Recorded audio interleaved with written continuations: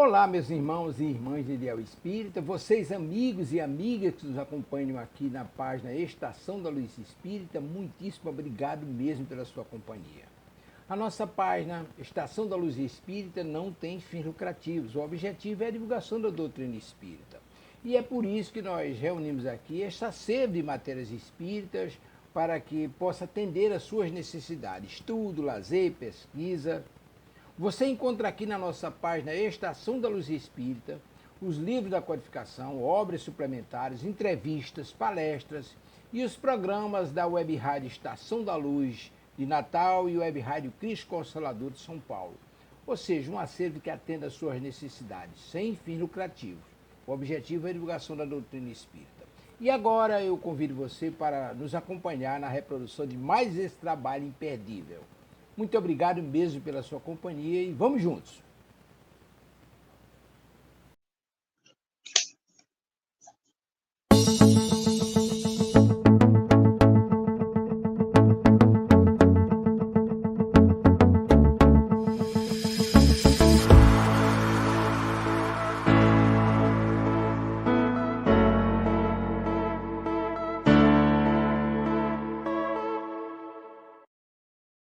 Boa tarde, sejam todos muito bem-vindos a mais um programa da Web Rádio Cristo Consolador.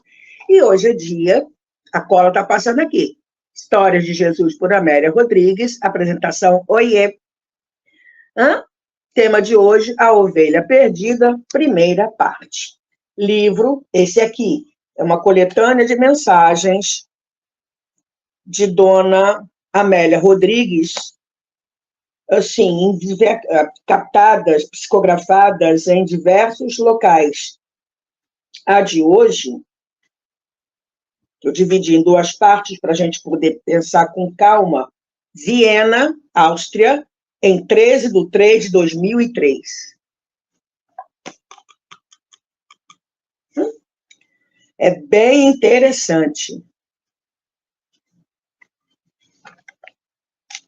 E, às vezes, ela dava essas mensagens, digamos, o grupo que estava lá, conversando sobre o tema XYZ, depois que os encarnados acabavam de debater o tema, na Bahia, acredito eu, ela psicografava, Divaldo psicografava a mensagem dela, falando sobre o tema que tinha sido estudado. Então, é muito interessante. Mas, para a gente começar bem, vamos fazer a nossa prece? Graças a Deus.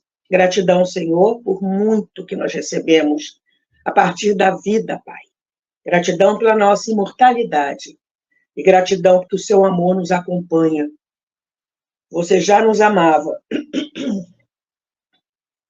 antes que a gente existisse como espíritos imortais.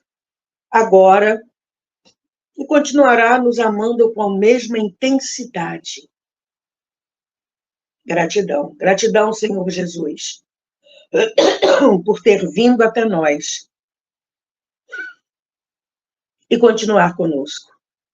Gratidão, Mãe Maria, mãe amiga, confidente e conselheira, por ter nos recomendado, através da conversa com os empregados na boda de Caná, algo que é conhecido como seu mandamento, fazer tudo aquilo que seu filho nos manda fazer. Gratidão aos benfeitores espirituais que nos ajudam, que nos socorrem, que nos envolvem, sejamos nós encarnados ou desencarnados. Gratidão a Amélia Rodrigues por todo esse conteúdo maravilhoso que a gente sempre encontra em seus livros, mais e mais, Amélia Rodrigues, material para pensar e aprofundar estudos. Muito obrigada.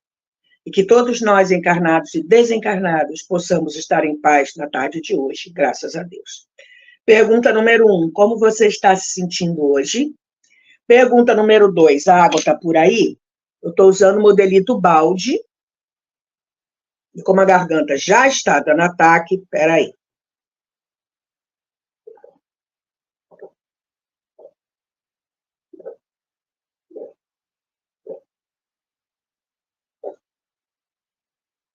Bem molhadinha, para não ter probleminha. Então, um momentinho. Vamos lá? Vamos lá. A ovelha perdida. Eu vou ler a primeira parte toda e depois a gente vai entender, ou pelo menos aprofundar,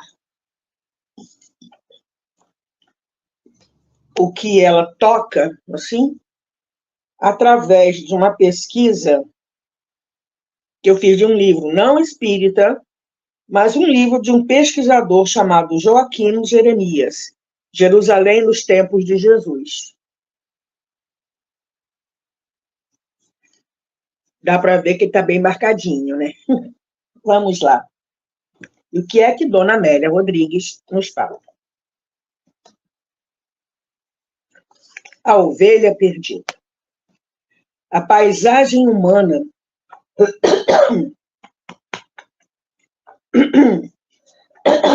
a paisagem humana fazia-se variegada em razão das diversas culturas, dos muitos comportamentos, das quase infinitas necessidades daqueles que compunham a multidão que seguia Jesus. Isso a gente sempre ouve falar, que seguiam Jesus, tudo que era tipo de pessoa. Em outro livro, Dona Amélia Rodrigues nos fala sobre um homem, a gente até estudou essa história. Um judeu, tinha até dinheiro, mas por tricas e futricas políticas, perdeu tudo. E aí os filhos se mandaram, deixaram ele para trás, a mulher morreu de desgosto e ele passou a ser pessoa em situação de rua, fazendo parte de uma imensa quantidade. Naquela época de Jesus, uma quantidade imensa de pessoas que acompanhavam Jesus. E aí, ele era um desses. E ele estava com depressão profunda, porque simplesmente ia, se meteu lá no meio, outros e mais outros iguais a ele, e vou ter que abrir aqui o WhatsApp do computador, que um amigo acabou de me mandar uma mensagem meio urgentezinha. E ele era um. Então, ali dentro, aquele grupo de pessoas que seguia Jesus, havia esses, como esse judeu, havia pessoas paupérrimas, que a gente vai conhecer aqui na pesquisa. Eu vou dividir com vocês o que eu descobri, né? Prostitutas, ladrões, enfermos de tudo quanto é jeito, tudo quanto é tipo, vocês possam imaginar. E, claro, o pessoal do templo, que onde Jesus botava o pé, eles botavam atrás, doidos para pegar Jesus quando o calcanhar levantasse assim, né? E não é bem assim, não.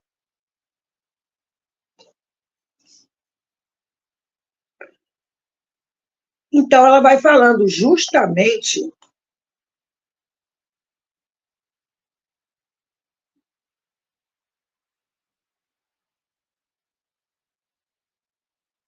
o que você quer aqui, meu amigo? Deixa eu avisar que eu estou no programa.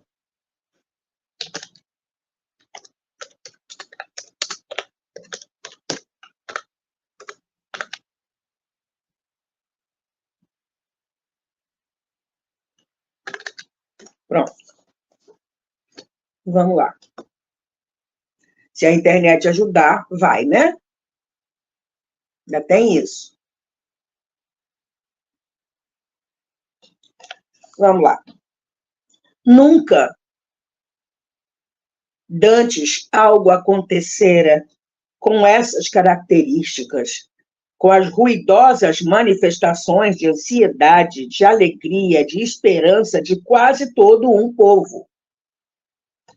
Sim, porque havia, né, um miolinho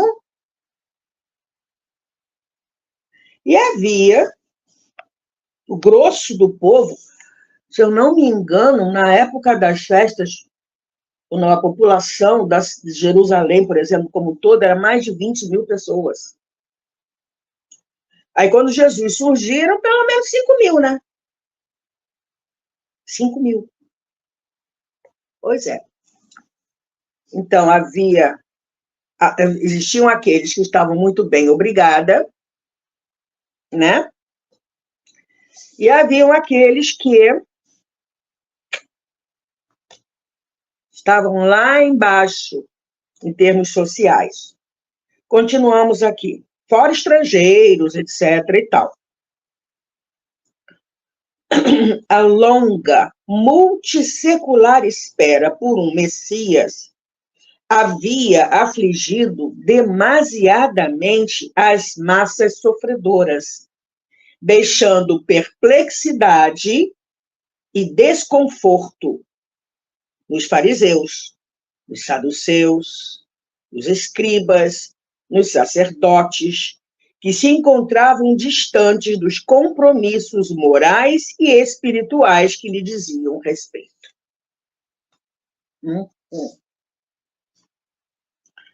A ardência das paixões crestara-lhes a alma ao longo dos tempos. Sim, porque vários desses postos, por exemplo, sumo sacerdote, era passado assim, descendente de Abraão, aí elege, aí ele coloca o filho, ele coloca não sei quem, ele coloca não sei quem lá no alto clero, né, junto com eles e tal, e aquilo ia passando de geração em geração, assim.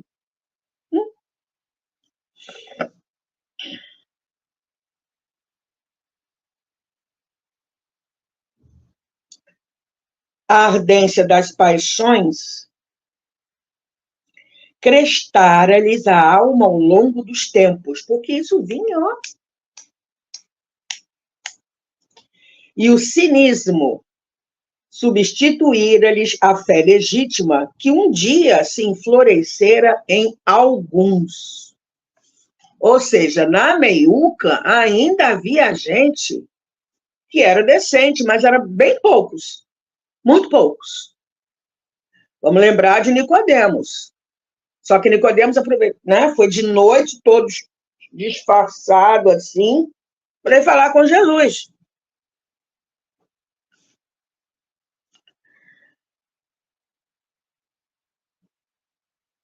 A descrença era generalizada de tal forma que os seus eram comportamentos estranhos à conduta religiosa, e somente adstritos às leis severas que elaboraram para afligir-se e para perseguir aqueles que destoavam dos seus códigos, alguns deles, na sua quase maioria, absurdos.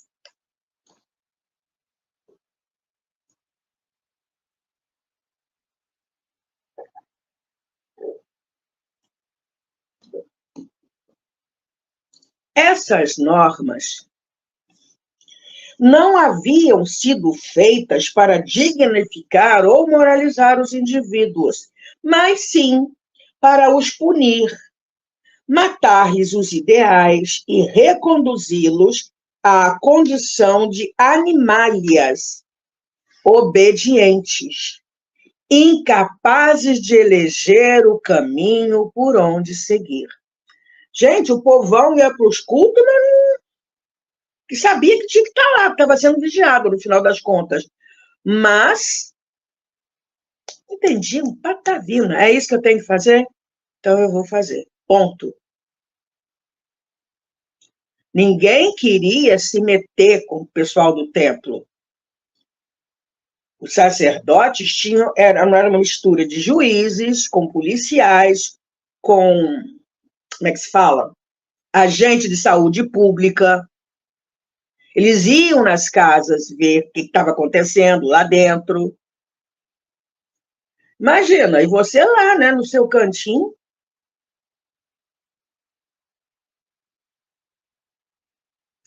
Existiam, para vocês verem, 3 tipos de dízimo. Eu não sei se me aprofundei nisso, deixa eu ver aqui.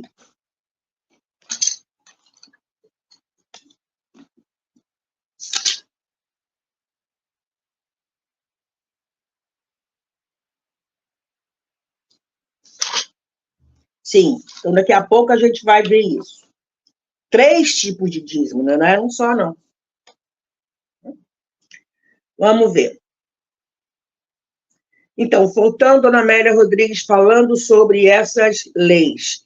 Eram antólios que lhes aplicavam, que limitavam a visão, a fim de que os astutos administradores e intérpretes dos seus textos, que durante o culto lá, a palavra era passada para que alguém falasse. Tanto que quando Jesus se levantou, tomou a palavra, abriu lá os papiros e leu a profecia de Isaías e disse, sou eu, nossa Senhora, quase que o templo veio abaixo. Os outros, não, ficaram quietinhos lá. Tinha gente que nem abria a boca.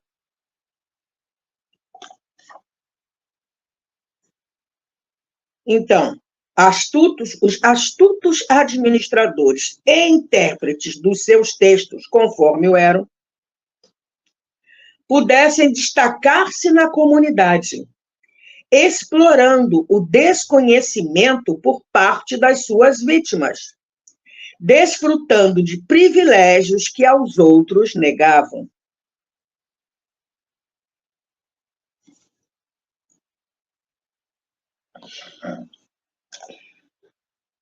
Viviam sempre à espreita de qualquer erro ou interpretação diferente em que outrem incidisse. Ou seja, a Torá, que é o Antigo Testamento, era interpretada por eles e era assim que ela deveria ser. Os outros iletrados, mas nem abriam a boca, aceitavam que era aquilo e ponto.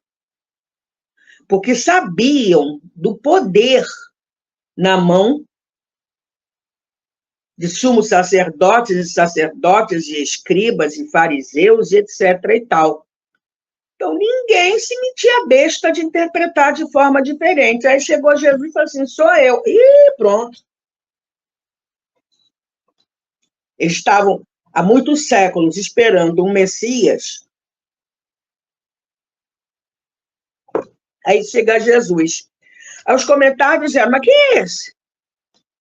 Ele não é filho de um carpinteiro? E isso aqui tem peso, porque existiam profissões, a gente vai ver, chamadas de desprezíveis. Então, os comentários sobre Jesus, peraí, filho de carpinteiro, de onde é que ele veio? Nazaré. E lá sai alguma coisa boa de Nazaré. Nazaré é uma merrequinha. Ele não tem um príncipe, não tem ninguém, um título, né, com título na família. Olha a importância. Abri minha boca aqui para falar o quê? Era assim. E olha que Isaías, que veio, encarnou no século VII antes de Cristo, foi um dos que mais falou sobre Jesus, ou seja, o Cristo que viria, o Messias que viria, quando ele viria, onde ele viveria, em Nazaré. Mas nessa hora esquece Isaías. Porque chega Jesus sem pompa nem circunstância, né? E eles estavam querendo um guerreiro para peitar Roma, para peitar os romanos.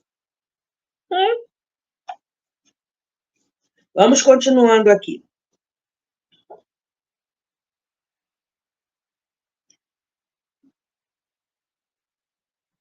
Viviam, essa turma do templo, viviam sempre à espreita de qualquer erro ou interpretação diferente em que outrem incidisse, a fim de descarregar a adaga que conduziam sempre pronta a cair sobre a vítima que era eleita, ceifando-lhe a razão de viver. Acabavam com o cara, literalmente.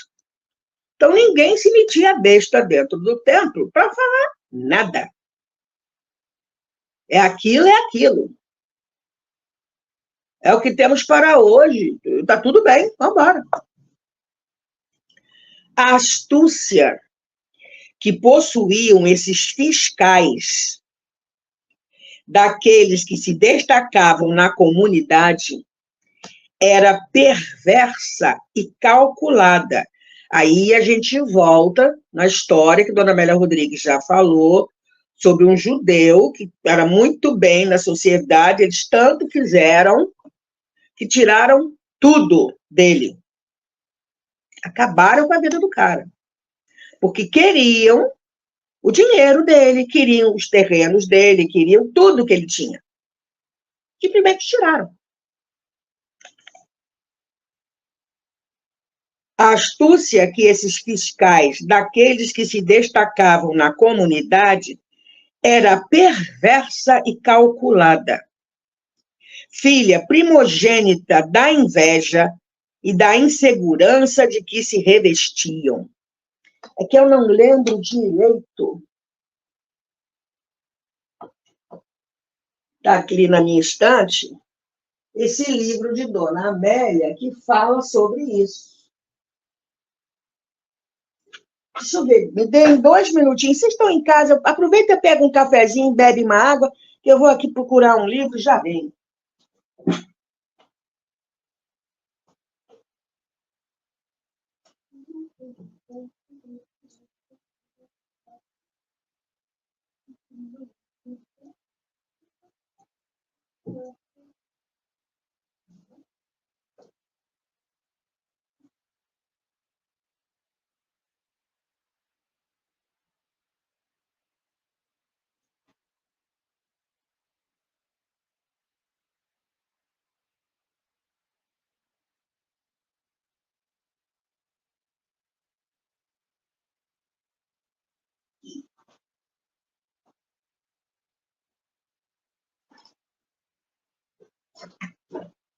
Tomaram café? Eu já voltei. Vamos rever direito essa história de Dona Amélia? Que eu contando é uma coisa, ela contando é outra, não é não?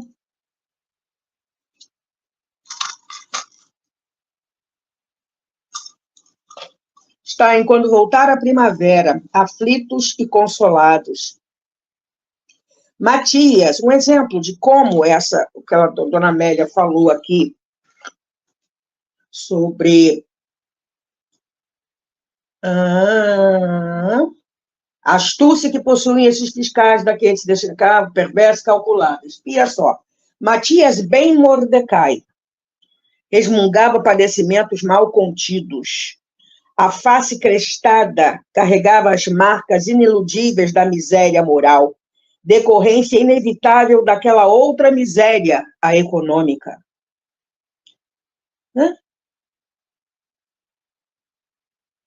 Ruminável evocações. O que aconteceu com Matias ben Mordecai?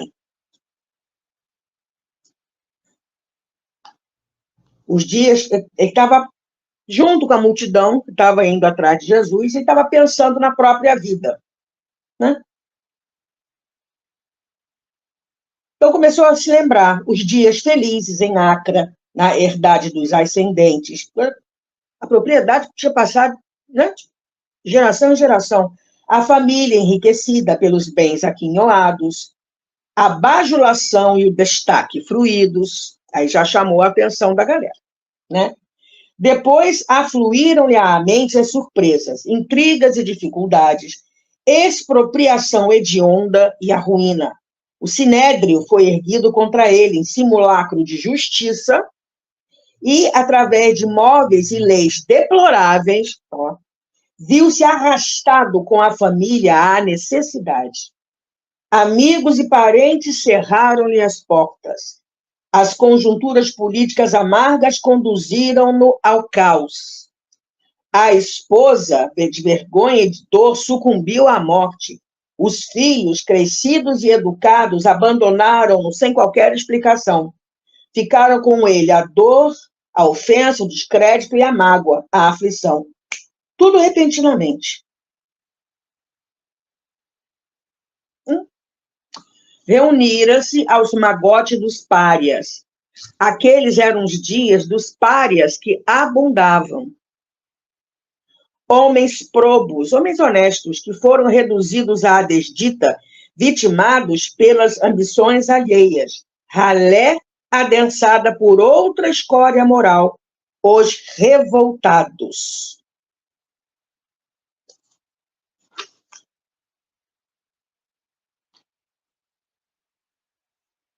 E aí a gente vai entendendo o que ela quer falar. Mas vamos passar aqui, que eu não quero passar para a pesquisa.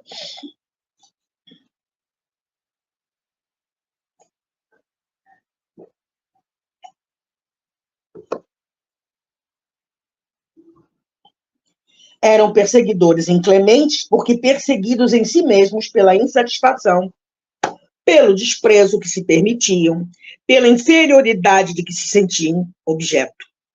Jesus não poderia deixar de ser vítima da sua crueza e insistente perseguição. A fim de o tentar, armavam ciladas cavilosas, propunham questões traiçoeiras, apresentavam problemas cujas soluções eram sempre comprometedoras. Haviam se tornado a sombra do rabi, onde quer que ele se encontrasse. O mestre, que os conhecia, apiedava-se da sua perversidade e ignorância das leis de Deus, e os atendia com infinita compaixão e sabedoria, desconcertando-os. Não, porém, os desanimando, excepcionalmente uma que outra vez, quando usou de grave energia.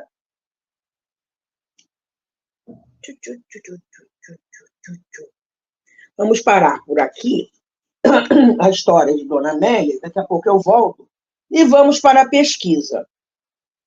Né? Começamos pela classe rica. Página 139, 140. E esse pesquisador nos diz que, como ele usou Jerusalém como ponto de pesquisa, mas isso se estendia, né, por aí, ramificava. Em todos os tempos, Jerusalém atraiu o capital nacional do país. Altos negociantes, grandes proprietários de imóveis, arrendatários de impostos e pessoas que viviam de rendas. Encontramos alguns representantes dessa classe entre os membros do Sinédrio. Sinédrio era a corte dentro dos templos formadas pelos sumos sacerdotes que julgavam. Tá? A literatura rabínica menciona altos comerciantes de trigo, vinho, óleo e lenha fazendo parte do conselho entre 66 e 70 depois de Cristo. Isso já vinha, gente. Ó, ele pescou, como a coisa era passada de pai para filho. Então, desde o tempo de Jesus, as coisas já eram assim. A tradição refere-se particularmente a um dentre esses, Nicodemos Naquidemon ben Gorion, importante negociante de trigo. Comenta o luxo reinante em sua casa, seu vasto programa de beneficência, nem sempre isento de certa ambição. Né? E mais, a nobreza sacerdotal fazia parte dos meios ricos. Na cidade alta residiam o sumo sacerdote Ananias, o chefe do sacerdote Sadoc. Daqui a pouco a gente vai ver o esquema como era dentro do templo. E, segundo a tradição, os sumos sacerdotes Anás e Caifás. Segundo o relato de João, em 18:13, Jesus, após sua prisão, foi conduzido à casa onde Anás residia enquanto ex-sumo sacerdote e sogro do sumo sacerdote em exercício. Vê como é que a coisa passava de geração em geração? Naquele palácio, havia um grande pátio, um porteiro e outros servos que pertenciam à casa. O túmulo de Anás, ao sudeste da cidade, devia ser um grande monumento, dominando a região. Caifás, o sumo sacerdote em exercício, à casa de quem levaram Jesus, morava num lugar que dispunha de local para qualquer sessão extraordinária do Sinédrio. E o Sinédrio, se não me engano, eram 60 deles. A propriedade contava, com efeito, com uma construção na entrada e elevado número de servos e servas para o serviço. Segundo o que nos transmite a tradição, reinava grande luxo nas residências das famílias pontifícias. Conta-se de uma mulher que, em determinada festividade, deveria ir ao templo a pé. Essa ia ver o marido, Yoshua ben Gamaliel, oficiar nessa festa. Ela fazia estender um tapete entre a sua casa e a porta do santuário. Ela não tocava no chão. Dá para entender? Pois é. E aí, o esquema era assim. Espera aí.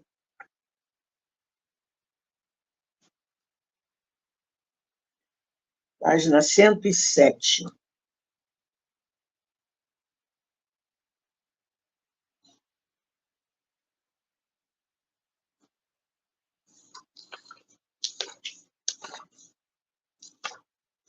Não, não é 107, anotei errado. Mas está aqui. O clero, né? O templo lá, esses que Dona Amélia Rodrigues citou. O detentor da primazia, o sumo sacerdote em exercício. Ponto. Aí vinham os chefes dos sacerdotes. Existia abaixo do sumo sacerdote o comandante do templo, que tomava conta do culto. Haviam 24 sessões durante a semana, e o que acontecia lá dentro ele tomava conta, da vigilância do templo e dos vigilantes do templo, e das finanças do templo. Abaixo desse vinham os sacerdotes, que trabalhavam nos cultos semanais, compreendendo cada uma das 24 sessões, 4 a 9 sessões diárias, com 7.200 sacerdotes aproximadamente. Aí vinham quem? Os levitas, que eram responsáveis pelos cantores, pelos músicos, funcionários e guarda do templo, 9.600 levitas aproximadamente. Tá? E do que é que os salários dos sumos sacerdotes viviam, além de tudo que eles já possuíam? Ih, gente!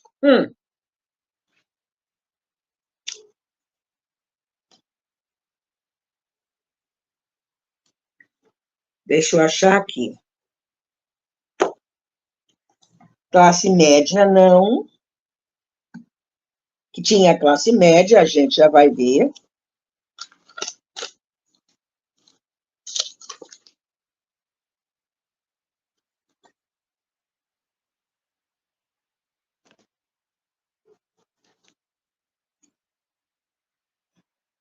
Aqui.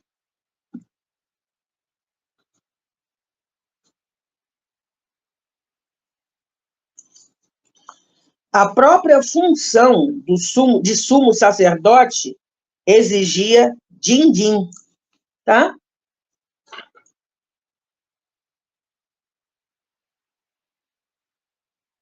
Os bens da nobreza sacerdotal são fabulosos, comparados com a situação miserável dos sacerdotes comuns.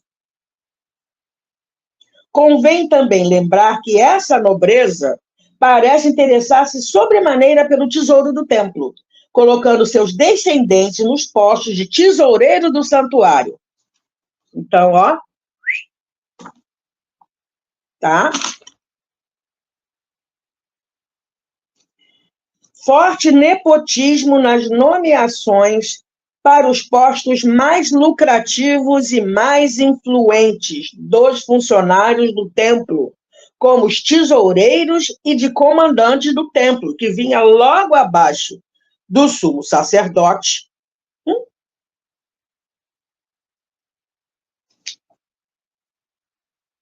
Substituía imediatamente o sumo sacerdote dentro da ordem hierárquica, tá? Então, o que não faltava, gente, era din-din nas mãos deles. Deixa eu ver aqui. Tinha o dízimo, tá? Além disso.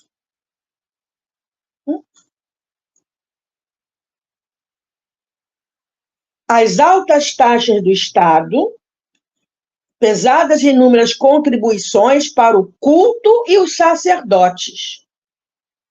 O povo mesmo não aguentava pagar taxa nenhuma. Mas os judeus, como Matias ben Mordecai, por exemplo, bancava, tá? Então,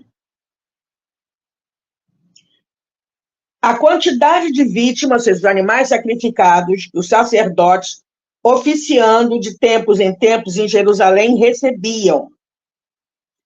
Está escrito assim: não sabeis que aqueles que desempenham funções no templo vivem dos rendimentos do santuário, e aqueles que servem ao altar têm parte no que é sobre ele oferecido? Olha de onde é que vinha o dinheiro. Né? Ofereciam-se igualmente as primícias dos produtos colhidos, o dízimo. É o que mostra a descrição sugestiva e tal. A terceira taxa para os sacerdotes, 3 fontes de renda, que podemos notificar é o dízimo dos produtos agrícolas. Tá? Então, o que não faltava era dinheiro. Então, dinheiro rolava ali tranquilamente. Vamos em frente. Outras pessoinhas que a gente ouviu muito falar, escribas e fariseus. Página 333, aqui. Os fariseus. Sociologicamente, não se deve situar os fariseus na classe superior. Fariseu significa os separados, quer dizer, os santos, a verdadeira comunidade de Israel. Como vamos ver, eles eram, na maioria, pessoas do povo, sem formação de escriba. Os escribas, né, professores da época. Todavia, mantinham elos estreitos com os escribas, a ponto de não os podermos separar, tanto mais que a ascensão dos escribas marcou, ao mesmo tempo, a sua própria ascensão. Né? Os fariseus não são simplesmente pessoas que vivem segundo os mandamentos religiosos dos escribas, porque existiam escribas fariseus, ou segundo as prescrições sobre o dízimo e a pureza. São membros de associações religiosas que visam essa meta. Deixa eu ver aqui. 342, vamos ver aqui mais à frente.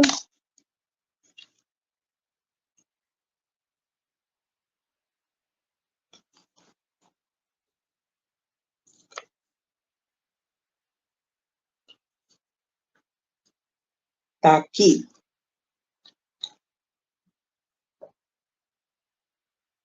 Percebemos, mas havia uma linha, tá? Entre os escribas e os fariseus, embora existissem escribas que fossem fariseus. Jesus, em Lucas, né, das censuras dadas a cada uma das duas características, aos escribas, ele censura imporem às pessoas certas leis religiosas extremamente pesadas, enquanto eles próprios não as cumprem. Constroem túmulos aos profetas, enquanto eles próprios estão prontos a condenar à morte os enviados de Deus. Mantêm oculta a sua ciência e fecham assim à multidão o acesso ao reino de Deus, enquanto eles mesmos não utilizam seus conhecimentos. A ambição de aparência, de honrarias e atenções em particular, o desejo do primeiro lugar nas sinagogas, tá? E os escribas eram bancados, porque eles davam aulas sobre a Torá, e era uma questão de honra você recebê-los nas casas. Então, tinha dinheiro ali rolando também. Aos fariseus, Jesus, hipocrisia no cumprimento das prescrições de pureza, hipocrisia no pagamento do dízimo para os legumes verdes e os legumes secos, isentos do dízimo segundo a lei, ao passo que negligenciavam as exigências religiosas e morais da mesma lei. Faço o que eu digo, mas não faço o que eu faço tranquilamente. Os chefes e os membros influentes das comunidades farisaicas eram escribas, então eles estavam todos misturados ali.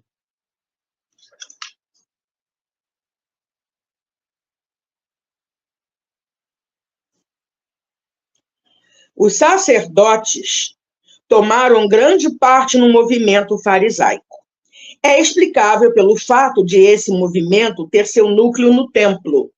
Procurava erguer a nível de norma geral, válida igualmente para aqueles que não eram sacerdotes, as prescrições de pureza que a Escritura impunha aos sacerdotes quando do consumo da arrecadação que lhes era reservada.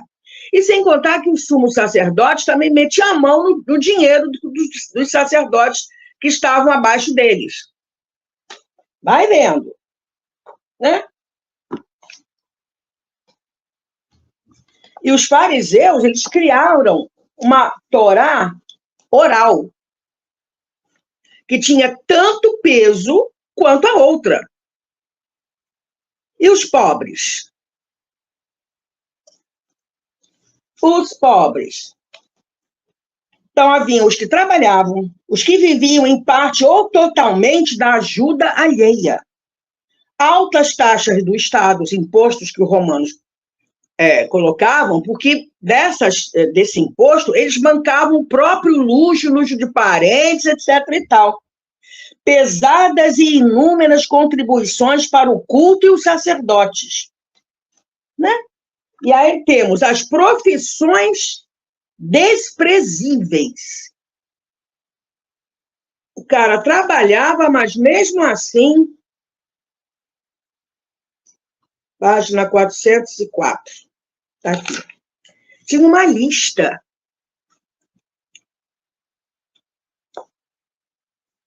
Tropeiro, cameleiro, marinheiro, carreteiro, pastor das ovelhas, lojista, médico e açougueiro. Além disso, coletor de excremento de cães, fundidor de cobre, curtidor de peles, os fabricantes de crigos, os ourives, acedador de linho, que preparava o linho das roupas, cortador de pedras para moinhos, mascate, tecelão, barbeiro, lavandeiro, sangrador, encarregado dos banhos, curtidor, mais de uma vez, tá vendo? Jogador de dados, agiota, organizador de concurso de pombos, mercador de produtos no ano de pousio, ou seja, entre safras, pastor, de novo, são várias listas, coletor de impostos e publicano. Isso tudo era considerado como profissão desprezível, até médico era considerado como profissão desprezível. E aí, nós temos a beneficência, porque por lei deles, página 182, 183. Uma vez ao ano, ou melhor, de 3 em 3 anos, o templo dava o dízimo, tá? Existiam 3 tipos de dízimo. Os levitas e os sacerdotes recebiam o dízimo para as festas e o dízimo para os pobres, que esses só recebiam de 3 em 3 anos. E esses dízimos eram o quê? Ovelhas, boi, carnes, alimento, comida. Então, haviam aqueles que não tinham absolutamente nada. Absolutamente nada. E aí, como a cidade era santa, o peregrino que dava esmola lá da própria Jerusalém, altamente meritório. Não é por acaso que o mendigo cego de Jericó fica sentado à beira do caminho dos peregrinos. Sabia que ia receber. Era uso corrente que os peregrinos praticassem a caridade em Jerusalém. Tá? Em Jerusalém, gastava-se em beneficência certa parte do segundo dízimo. Né? E o produto das árvores e vinhas de 4 anos. Época de festa. Tá? E aí, quem socorria o povo? Os essênios e os cristãos. Tá? Uhum. Deixa eu ver aqui. Essas instituições, os essênios, serviam 2 instituições judaicas, que serviam o prato dos pobres e a cesta dos pobres. O prato dos pobres era distribuído todos os dias aos pobres em trânsito. Compunha-se de alimento, pães, favas, frutas. Na Páscoa era acrescentado vinho.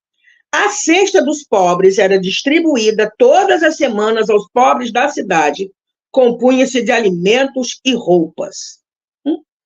Essa distribuição cotidiana, né, e recebimento de víveres por pessoas domiciliadas no lugar, montavam essas cestas, tá?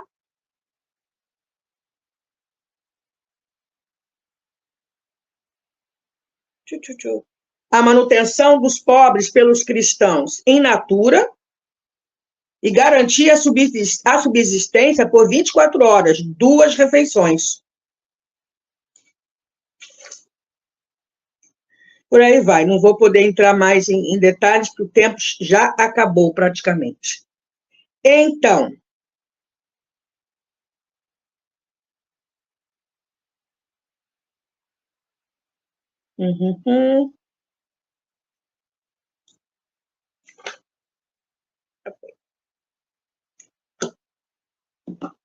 E aí a gente imagina o Senhor Jesus no meio disso tudo.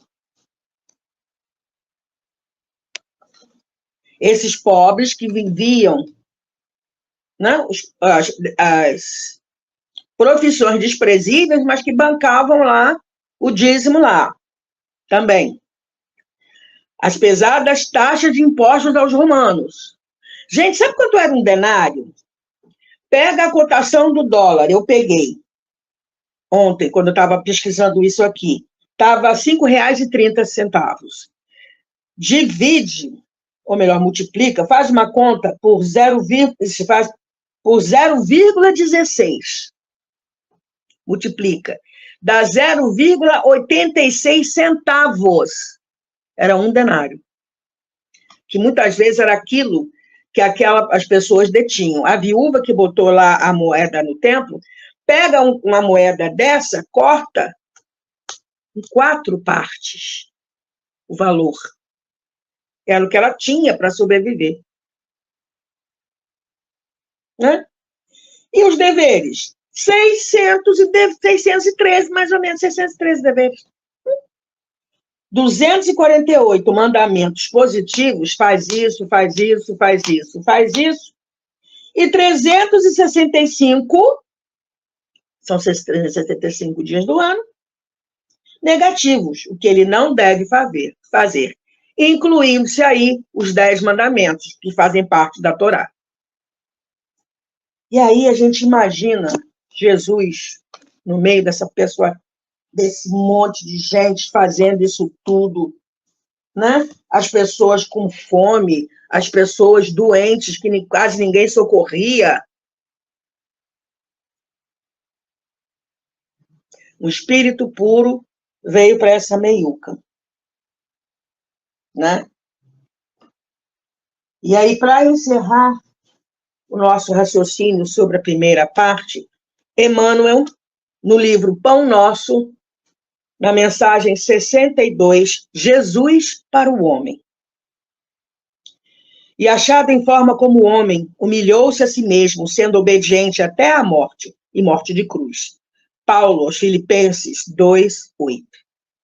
O mestre desceu para servir do esplendor à escuridão, da alvorada eterna à noite plena, das estrelas à manjedoura, do infinito à limitação, da glória à carpintaria, da grandeza à abnegação, da divindade dos anjos à miséria dos homens, da companhia de gênios sublimes à convivência dos pecadores, de governador do mundo a servo de todos, de credor magnânimo a escravo, de benfeitor a perseguido, de salvador a desamparado, de emissário do amor à vítima do ódio, de redentor dos séculos a prisioneiro das sombras, de celeste pastor à ovelha oprimida, de poderoso trono à cruz do martírio, do verbo santificante ao angustiado silêncio, de advogado das criaturas a réu sem defesa, dos braços dos amigos ao contato de ladrões, de doador da vida eterna a sentenciado no vale da morte. Humilhou-se e apagou-se para que o homem se eleve e brilhe para sempre. Ó Senhor, que não fizeste por nós, a fim de aprendermos o caminho da gloriosa ressurreição do reino. Paramos aqui. Alguém para eu dar oi, produção, ou posso fazer a prece direto?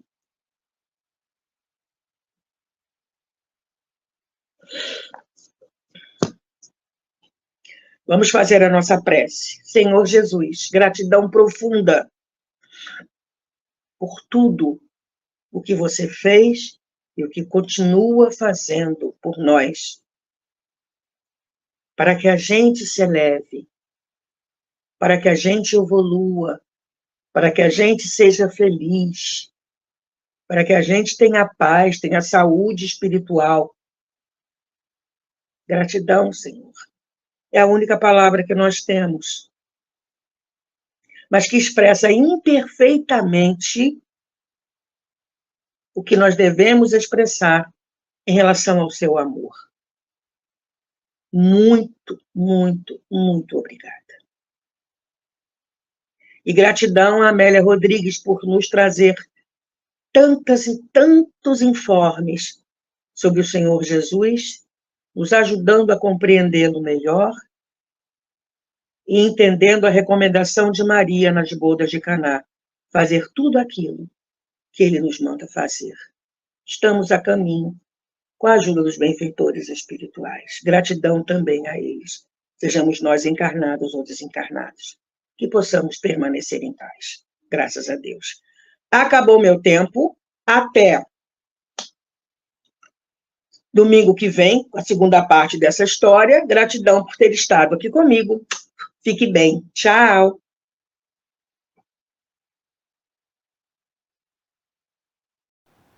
Chegamos ao final da nossa atividade. Muitíssimo obrigado mesmo pela sua companhia e espero você no próximo evento.